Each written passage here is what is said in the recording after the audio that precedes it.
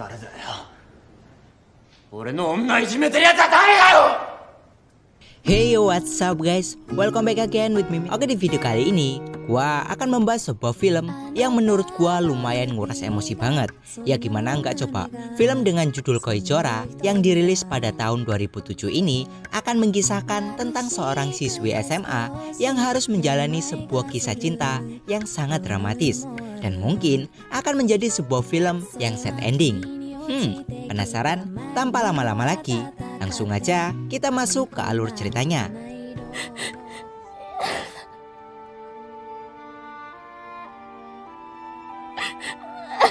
Di awal film ini, kita akan diperkenalkan dengan seorang gadis bernama Mika Tahara.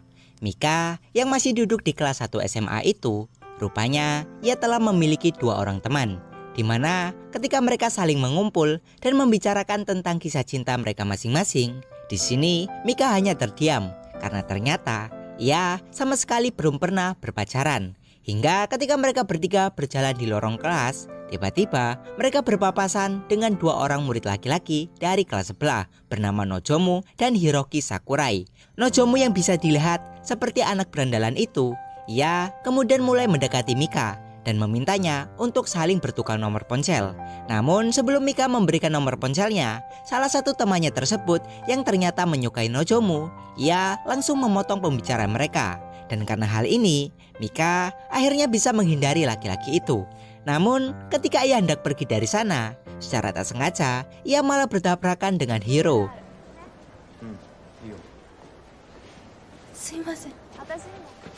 Hingga di sore harinya, ketika Mika dan temannya hendak pulang sekolah, ia yang rupanya kehilangan ponselnya lalu meminta kepada temannya itu untuk menelpon ponselnya yang hilang.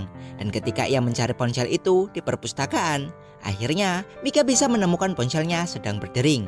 Lalu ketika ia mengangkat telepon tersebut, rupanya itu bukanlah telepon dari temannya, melainkan dari seorang pria misterius yang mengaku bahwa ia menemukan telepon miliknya. Dan semenjak saat itulah pria misterius itu selalu menelpon Mika setiap harinya. Dan tentu saja dari hal seperti ini membuat Mika agak terganggu. Namun karena obrolan dari pria itu selalu menarik baginya, maka dari itu ia mulai bisa menikmatinya. Hingga suatu hari ketika Mika berulang tahun, sayangnya ayah dan ibunya saat itu sedang dirudung masalah, di mana mereka saling berdebat satu sama lain. Sang kakak yang tahu bahwa hari ini adalah ulang tahun adiknya, ia pun mencoba untuk menghibur Mika. Namun Mika yang sudah telanjur kecewa itu, pada akhirnya ia pun pergi ke kamarnya dan lebih memilih untuk menghabiskan waktu dengan pria misterius itu. Dimana ketika ia menceritakan masalahnya dan menceritakan bahwa hari ini adalah ulang tahunnya, si pria itu lalu menyanyikan sebuah lagu untuk Mika. Happy birthday dear Mika, happy birthday to you. Dimana setelah itu, sebagai kado ulang tahunnya, si pria misterius itu lalu mengajak Mika untuk ketemuan. Singkat cerita, keesokan paginya, Mika yang berniat untuk menemui pria itu, ia pun meminta bantuan kepada salah satu temannya untuk mendandaninya. Dan setelah selesai, ia pun lalu pergi ke tempat janjian. Akan tetapi, ketika ia menunggu pria itu di sebuah kolam renang sekolah, Mika malah terkejut karena mendapati Hiro datang menghampirinya. Yang ternyata si pria misterius yang selalu menelponnya itu adalah Hiro. Ketika Hiro memberikan sebuah bunga kepada Mika, secara mendadak gadis itu malah langsung pergi. Karena ternyata ia merasa takut kepada Hiro lantaran gayanya yang seperti siswa bandel. Singkat cerita, ketika pulang sekolah, Mika yang sedang berjalan untuk pulang itu, secara tak sengaja ia melihat Hiro pergi ke suatu tempat.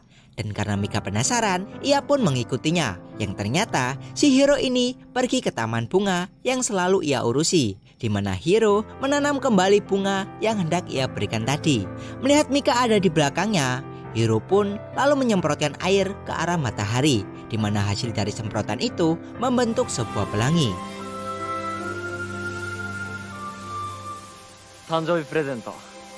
Mika yang melihat perilaku asli Hiro, ia pun mulai berubah pikiran. Dan semenjak hari itu, hubungan di antara keduanya pun mulai semakin dekat.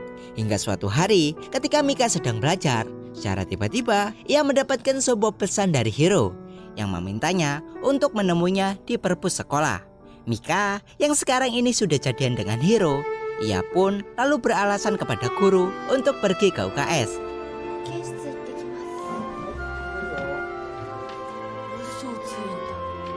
Sesampainya Mika di perpus sekolah, ternyata Hiro mengajaknya untuk membolos, di mana setelah itu ia kemudian membawa Mika ke rumahnya dan memperkenalkannya dengan kakak perempuan Hiro.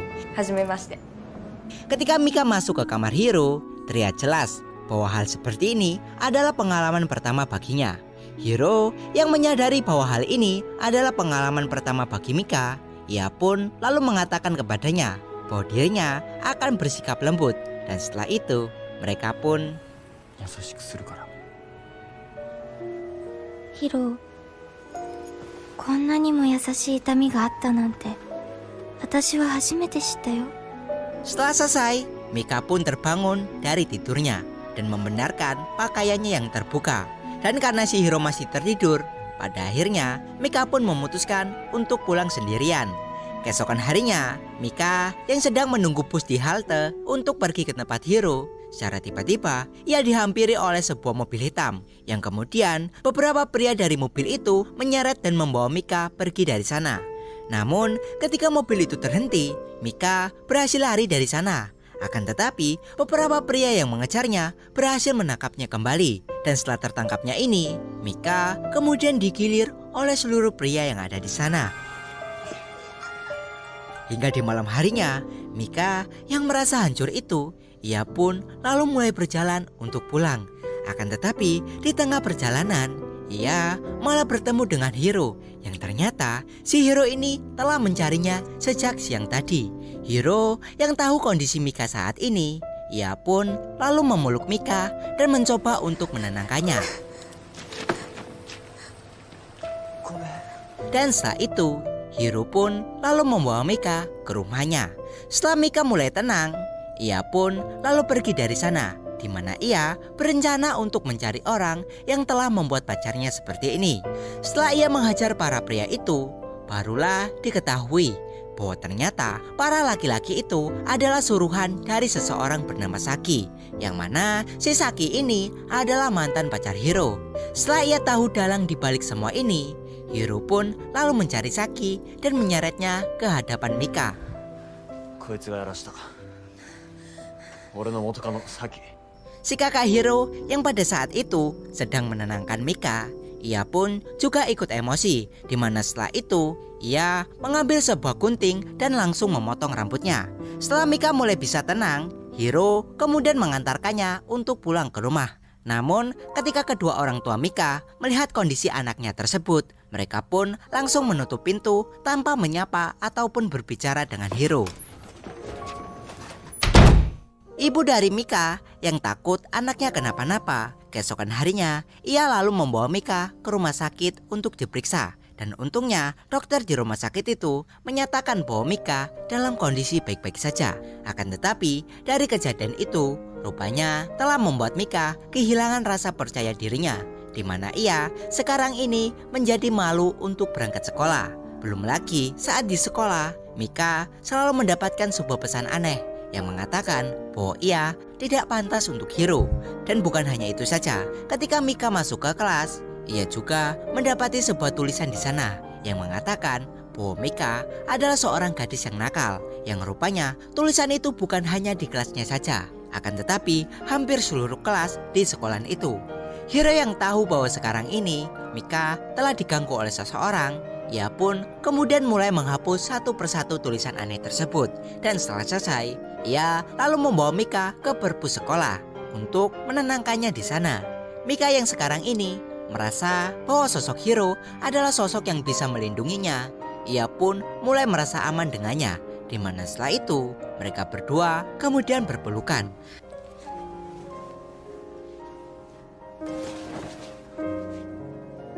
Dan karena memang setan selalu ada di antara dua orang yang berduaan, maka dari itu mereka pun hilaf dan melakukannya di perpus sekolah. Singkat cerita, beberapa minggu kemudian, ketika Mika sedang makan malam bersama keluarganya, secara tiba-tiba ia mengalami mual-mual yang tentunya membuat khawatir keluarganya. Dan setelah Mika diperiksa ke dokter, ternyata benar, ia saat ini tengah hamil. Lalu keesokan harinya, Mika kemudian meminta ketemuan dengan Hiro, di mana ia berniat untuk memberitahukan tentang kehamilan ini kepadanya. Namun ketika Hiro mendengar bahwa Mika sedang mengandung anaknya, seketika Hiro pun langsung pergi dari sana dan membuat Mika harus menunggu lama.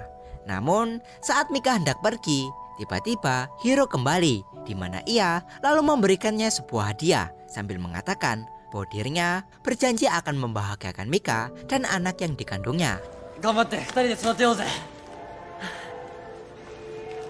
Semenjak saat itulah, Hiro selalu memperlakukan Mika dengan perhatian ekstra. Bahkan, ia juga membelikannya sebuah cincin couple. Selain itu, Hiro dengan tanggung jawabnya yang penuh, ia juga berani untuk meminta restu kepada orang tuanya. Yang tentu saja, kedua orang tua Hiro merestui mereka. Karena memang Hiro telah mengatakan bahwa ia akan bertanggung jawab atas Mika dan anak yang dikandungnya. Hingga keesokan harinya, Hiro yang tak mungkin datang ke rumah Mika dengan gaya rambut ala premannya, ia pun mulai merubah gayanya. Dan saat Hiro menghadap kedua orang tua Mika, ia lalu mulai meminta restu kepada mereka. Namun sayangnya, di posisi ini terlihat ayah Mika tak terlalu merestui hubungan mereka berdua, di mana ia meminta kepada Hiro untuk memberikannya waktu. Karena memang berita seperti ini masih sangat membuat keluarga Mika, terutama sang ayah, merasa shock. 君に私の気持ちがわかるか? Keesokan harinya, ketika Mika berangkat ke sekolah seperti biasa, tiba-tiba mantan kekasih Hiro datang menemuinya, di mana ia mengatakan bahwa dirinya masih belum rela melepaskan Hiro bersama Mika. Saki yang saat itu merasa emosi, ia pun lalu mendorong Mika sampai membuatnya terjatuh. あんたさえなかったらヒロは私のものだったのに。サキ、こんくらい余裕だ。 Di malam harinya, ketika Hiro dan Mika sedang berjalan-jalan, secara tiba-tiba Mika mulai merasa sakit di bagian perutnya, di mana ternyata ini adalah efek dari dorongan yang dilakukan Saki tadi siang. Hiro yang khawatir itu, ia pun lalu membawa Mika ke rumah sakit.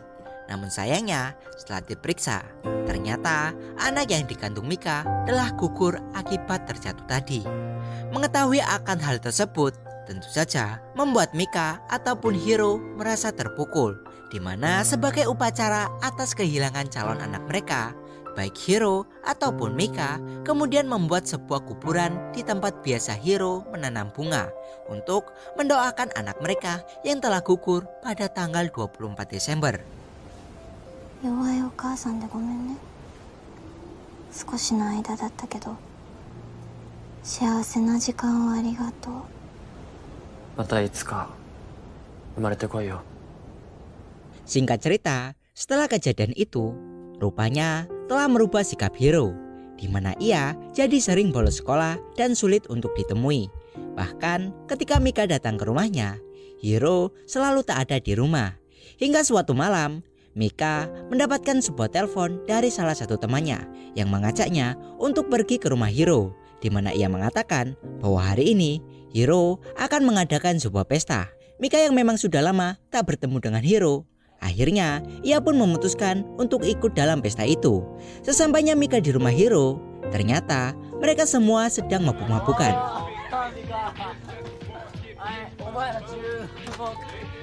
Hingga ketika mereka semua tertidur, Mika yang keluar untuk cuci muka itu, ia malah melihat Hiro tengah berciuman mesra dengan cewek lain. Yang tentu saja dari kejadian itu sangat membuat Mika merasa kecewa. Dan setelah itu ia pun memutuskan untuk pergi dari sana. Keesokan harinya saat di sekolah, Mika kemudian menemui Hiro untuk membicarakan masalah tadi malam.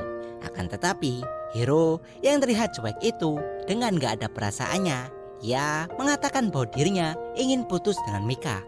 Mika yang mendengar perkataan Hiro yang menyakiti hatinya itu, ia pun lalu melepaskan cincinnya dan melemparkannya ke arah Hiro. Saat di kelas, Mika yang sepertinya masih penasaran dengan perubahan sikap Hiro yang mendadak itu, ia pun lalu meminta Hiro untuk menemuinya di perpus sekolah sepulang nanti.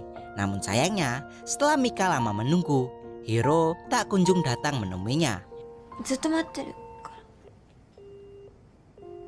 Mika yang sepertinya masih belum putus asa itu, lagi-lagi ia meminta Hiro untuk menemuinya di sebuah sungai tempat biasa mereka bersama.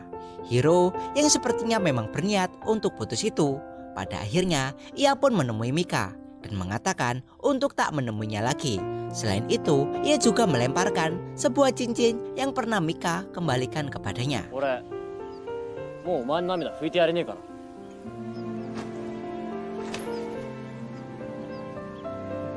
Dan sejak saat itulah Mika kemudian memutuskan untuk melupakan Hiro, seseorang yang pernah menjadi cinta pertamanya.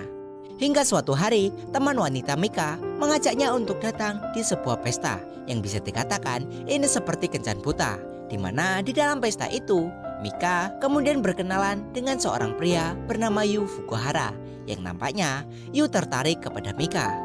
Namun sebelum mereka berbicara banyak, Mika yang ingat bahwa hari ini adalah tanggal 24 Desember, ia pun kemudian memutuskan untuk pergi dari sana, di mana ia berniat untuk mengunjungi dan mendoakan anaknya di tempat dulu ia pernah berjanji dengan Hiro.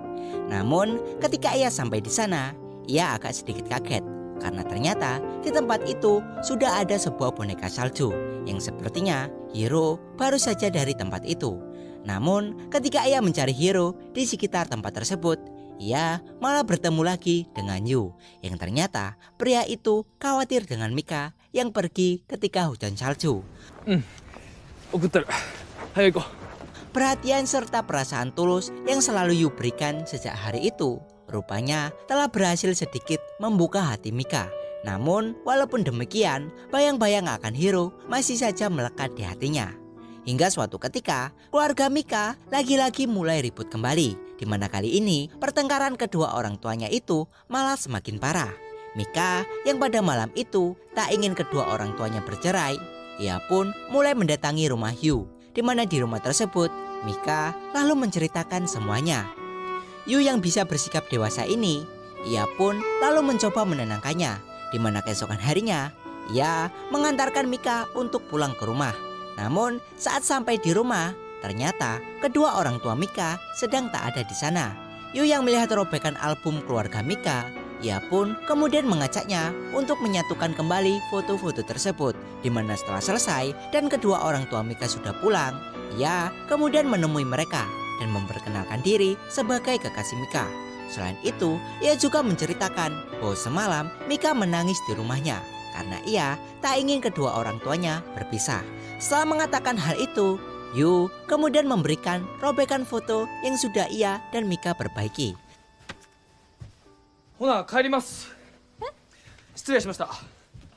Setelah kedua orang tua Mika melihat foto-foto itu, rupanya hal tersebut telah membuat hati mereka mulai mencair, di mana karena hal itu, sekarang ini keluarga Mika mulai kembali bersatu lagi.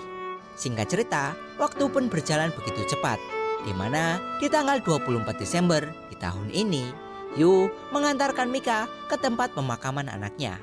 Namun ketika Mika sampai di tempat itu, ia melihat seorang pria sedang berdoa di sana, yang ternyata itu adalah Hiro.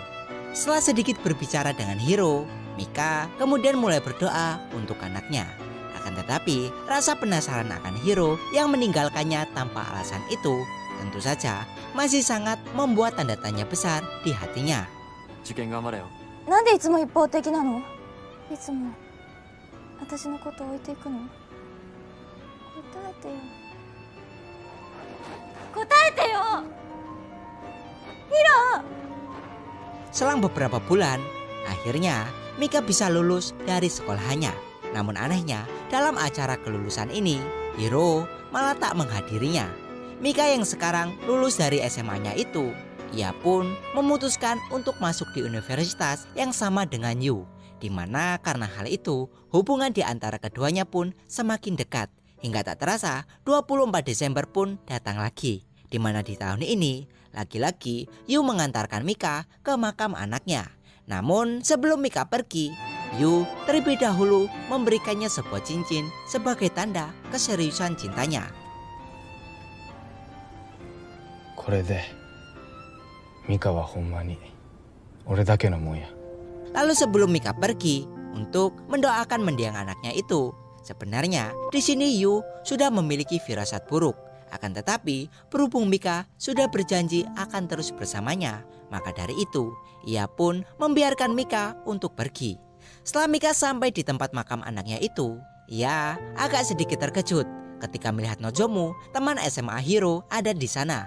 Dimana ketika Mika menanyakan alasan kenapa ia ada di sini, Nozomu lalu mengatakan bahwa dirinya datang ke tempat ini sebagai pengganti Hiro.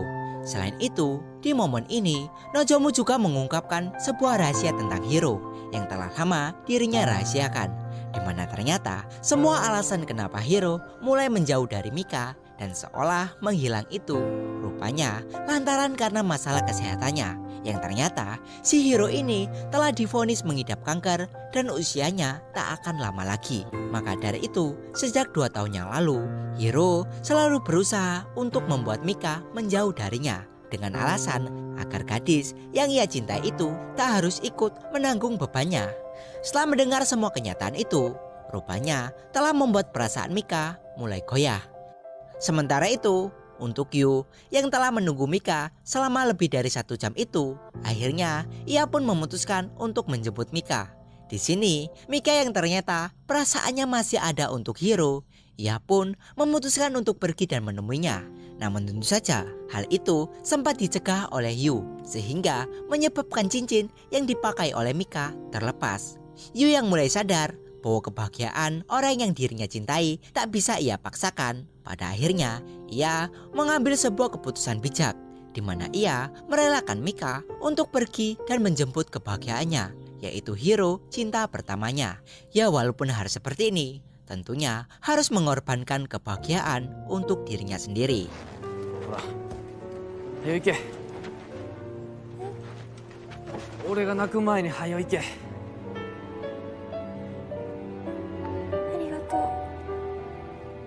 Kedatangan Mika di rumah sakit tentu saja sangat membuat Hiro terkejut.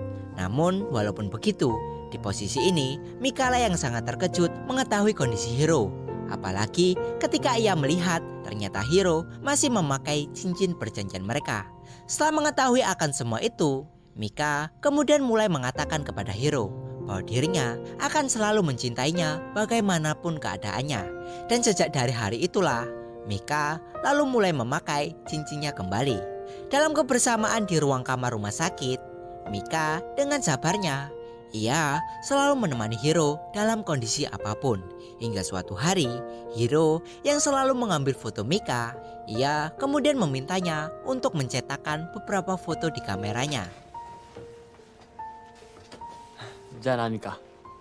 Namun ketika Mika sudah selesai untuk mencetak foto di kameranya dan hendak kembali ke rumah sakit, secara tiba-tiba kakak dari Hiro menelponnya, di mana ia mengabarkan bahwa sekarang ini kondisi Hiro mulai memburuk. Mendengar hal itu dengan perasaan cemas, Mika pun lalu segera berlari ke rumah sakit, di mana karena buru-buru ia sampai terjatuh dan membuat foto yang ia cetak berceceran.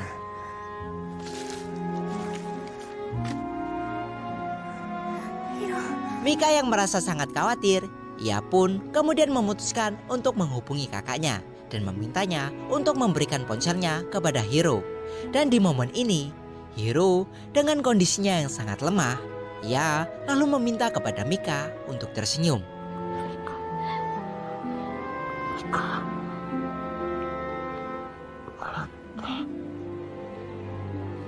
Dan setelah itu, Hiro pun tewas dengan melihat senyuman terakhir dari Mika.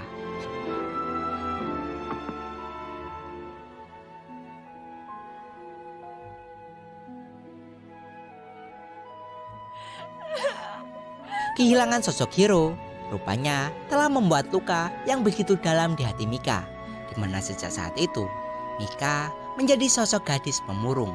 Selain itu, sebelum Hiro meninggal, rupanya ia telah membuat sebuah buku harian, di mana buku tersebut Hiro titipkan kepada ibunya dan memintanya untuk memberikan buku itu kepada Mika ketika nanti ia telah tiada. Namun Mika yang menerima buku itu, rupanya ia tak berani untuk membacanya, di mana karena perasaannya yang begitu dalam untuk Hiro, Ia pun kemudian memutuskan untuk bunuh diri di tempat biasa mereka menghabiskan waktu bersama. Tetapi ketika ia hendak melompat dari atas jembatan, secara tiba-tiba ia dikejutkan dengan 2 ekor burung merpati yang terbang tepat di hadapannya, di mana karena burung tersebut membuat buku milik Hiro yang ia bawa terjatuh. Ketika ia melihat isi buku harian itu, ternyata setiap halamannya hanya menceritakan tentang dirinya. Dan di akhir halaman buku harian itu terdapat juga sebuah gambar yang menggambarkan tentang masa depan mereka dengan seorang anak di antara keduanya. Setelah membaca dan melihat isi buku harian Hiro, rupanya buku tersebut telah membuat Mika sadar bahwa dengan keterpurukannya saat ini tak akan pernah membuat Hiro bahagia. Dimana karena hal itu, Mika lalu mulai membuka lembaran baru dalam kehidupannya. Dan setelah itu, film pun selesai. Oke, mungkin itu saja. Jika gua ada salah atau kurang, gua minta maaf. Dan kita bertemu lagi di next video. Yo.